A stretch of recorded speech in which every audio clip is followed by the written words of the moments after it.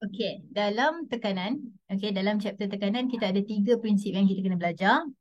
Prinsip Pascal, Archimedes dan juga Bernoulli. Jadi kita tengok prinsip Pascal dulu. Benda yang wajib kita tahu 3 benda lah minimum. Okey, 3 benda. Yang pertama kita kena tahu dia punya definisi. Daripada definisi tu nanti kita boleh jawab soalan yang berkaitan dengan konsep prinsip Pascal tu sendiri.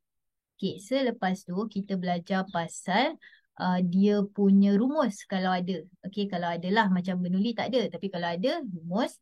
Dan satu lagi kita akan belajar dia punya aplikasi. So aplikasi ni nanti dia akan berkait rapat dengan konsep, sebab dalam contoh lah, contoh dalam exam, aplikasi dia boleh kata, okey, terangkan macam mana prinsip Pascal digunakan dalam sistem bla bla bla. Okey, lepas tu soalan modifikasi pun boleh juga dimasuk dalam hal ni. Okey, so kita tengok dulu prinsip Pascal cakap apa. Dia kata tekanan yang dikenakan ke atas bendalih bertutup. Bendalih tu benda yang mengalir. So dalam kes ni air ni lah. So tekanan yang dikenakan ke atas bendalih bertutup akan dipindahkan secara seragam ke semua arah dalam bendalih tu. Okey, sekarang ni kita try tengok contoh teruslah.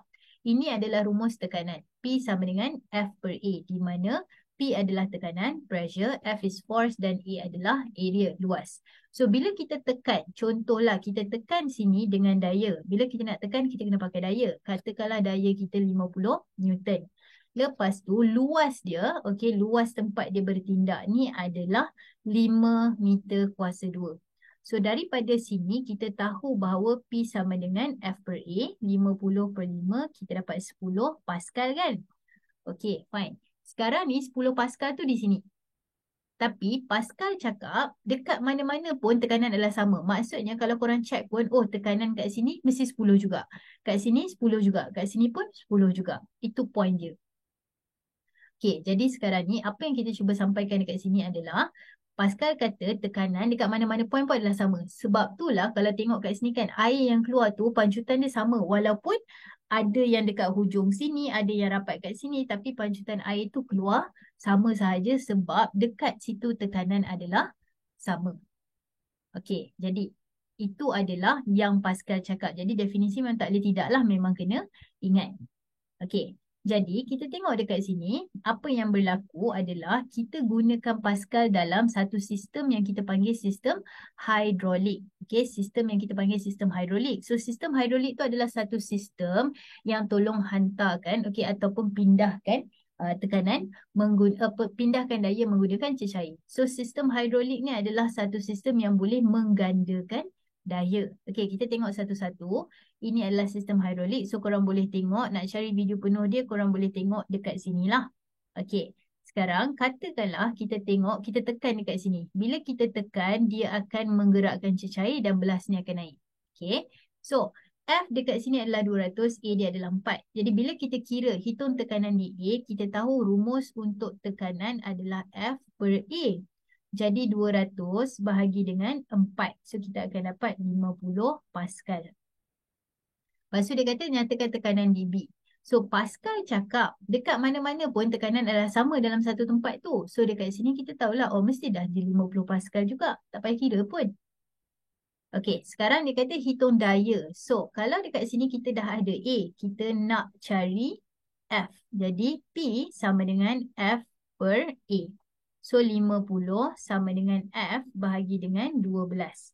Jadi F kita adalah 600 Newton. Okey, kat sini F kita adalah 600 Newton. Okey, sekarang soalan kata hitung faktor penggandaan. Penggandaan tu betul-betul nama dia, multiplying factor, betul-betul nama dia ganda lah. So daripada 200, sekarang dia jadi 600. Okey, 200 jadi 600, faktor penggandaan dia 3 lah. Sebab dia naik 3 kali ganda. Okay, so faktor penggandaan tu berapa kali ganda daya tu bertambah. Maksudnya dalam kes ni 3 kali ganda.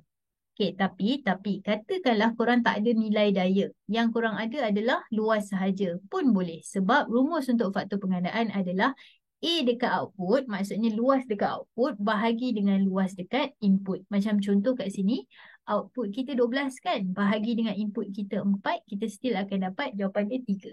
Okay, yang ini dia tidak ada unit. So, sebab dia faktor penggandaan dia macam nisbah lah, ratio. So, tak ada unit. Right, so itu adalah apa yang Pascal cakap dan apa contoh paling mudah lah. Soalan tak keluarlah macam ni. Tapi paling mudah dia boleh tanya adalah macam itu. Okey, sekarang ni kita tengok contoh soalan lain.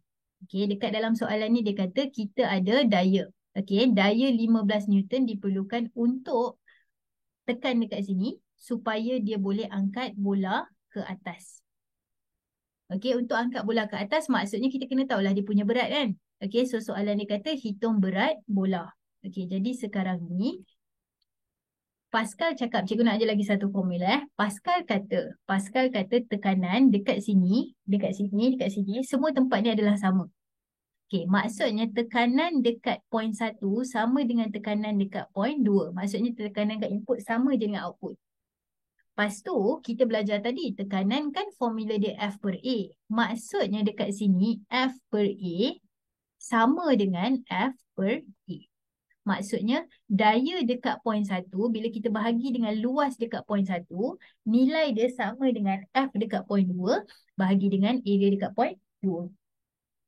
So, F kita adalah 15, bahagi dengan A kita 0.2 sama dengan F kat sini kita tak tahu, tapi kita tahu A kita 0.8. So, bila kita tekan kalkulator, kita dapat 60 Newton. So, ini adalah versi paling pendek lah untuk Pascal punya soalan pengiraan. Tapi ingat tahu kadang-kadang maklumat yang dia bagi unit dia salah, tak sama. Okey, macam contoh kalau dia bagi unit dalam kg, kita kena tukar Newton dulu. Okey, sebab dalam rumus ni yang kita pakai adalah F. Okey, bukan jisim. Kita pakai daya. So, kita kena kira dia punya F lah. Maksudnya kena kira dalam unit Newton. Okey, so sekarang ni kita tengok lagi satu rumus. Okey, rumus lagi satu yang ini. Okey, bila satu ni ditekan. Okey, kita belajar tadi bila omboh yang belah sini ditekan, omboh dekat sini akan naik kan. Jadi sekarang ni, soalan mungkin tanya, okey, kalau kita tekan berapa yang naik dekat sini? Berapa ketinggian yang naik? Jadi ini adalah rumus macam mana nak kira ketinggian yang naik. Sebab bila kita tekan, isi padu dekat sini sama je dengan isi padu dekat belah sini. Okey, isi padu yang turun dekat sini sama dengan isi padu yang naik. Jadi rumus isi padu adalah luas kali tinggi. Okey, jadi contohlah, katakanlah kat sini luas dia adalah 2 meter kuasa 2. Dia ditekan sejauh 8 meter, contoh. Okey, dekat sini dia adalah 10 meter kuasa 2. Jadi dia punya ketinggian berapa? Jadi kita masukkanlah nilai. Okey, luas kali dengan tinggi sama dengan luas kali dengan tinggi yang kita tak tahu. Okey, so kita kira kita akan dapat kejap, 1.6 rasanya. 2 kali 8 bahagi dengan 10, kita akan dapat 1.6 meter. Jadi maksudnya bila dia ni dekat belah kiri ni ditekan sejauh 8 meter, belah kanan akan naik sejauh 1.6 meter. Okey, so itu adalah rumus yang lagi satu lah. Okey, lepas tu kita dah settle definisi rumus. Sekarang kita tengok aplikasi. So, aplikasi dia adalah contoh hydraulic jack. Okey, cuba korang bayangkan Pascal tadi kita belajar bila kita bagi satu daya yang kecil dekat sini. Kita bagi daya kecil je, tapi dia boleh hasilkan daya yang besar dekat belah kanan. Okey, daya yang kita bagi kecil, tapi dia hasilkan daya yang besar. So, itu sebab kita boleh angkat kereta. Cuba korang bayangkanlah kan. Okey, korang try angkat kereta sendiri. Maksudnya angkat kereta tu tak boleh kan? Tak mampu. Tapi bila ada jack boleh pula. Sebab bila ada jack dia gunakan prinsip Pascal tu. So macam mana cara dia berfungsi? Macam itulah cara soalan tanya dalam exam. So ini adalah contoh soalan. Okay, dia kata terangkan macam mana jack hidrolik digunakan untuk mengangkat kereta dekat bengkel. Okay, so Cikgu Syah terus dia punya cara dia jawab. So yang pertama sekali kita tahu dekat sini kita bagi daya. Bila kita bagi daya, kita akan hasilkan tekanan. Tapi ingat tahu, omboh yang kita bagi tu daya, omboh dia kena kecil. Maksud dia P sama dengan F per A. Dekat sini A dia kena kecil. Sebab bila A dia kecil, kita akan hasilkan P yang besar. So, force is exerted on the small piston producing large pressure. Okay, berdasarkan prinsip Pascal kita dah tahu dah. Bila dah ada je tekanan tu, dia akan transfer secara seragam. Okay, lepas tu dia sampailah dekat sini. Bila sampai dekat sini, ingat tekanan still sama kan? Tekanan still sama, tapi luas kali ni lebih besar. Luas kali ni lebih besar. Jadi kalau kita rearrange formula, P sama dengan F per A. Okay, kalau tak nampak lah kan kat sini, kita buat macam ni. AP sama dengan F. Okay, P sama kan? P sama tak kacau. So, bila luas dia besar, F dia pun akan besar. Sebab tu dia boleh hasilkan tekanan yang besar. Kita boleh hasilkan daya yang besar. So, omboh yang besar akan menghasilkan daya yang lebih besar. Okay, jadi ini adalah ini adalah kenapa ataupun macam mana jet hidrolik boleh digunakan.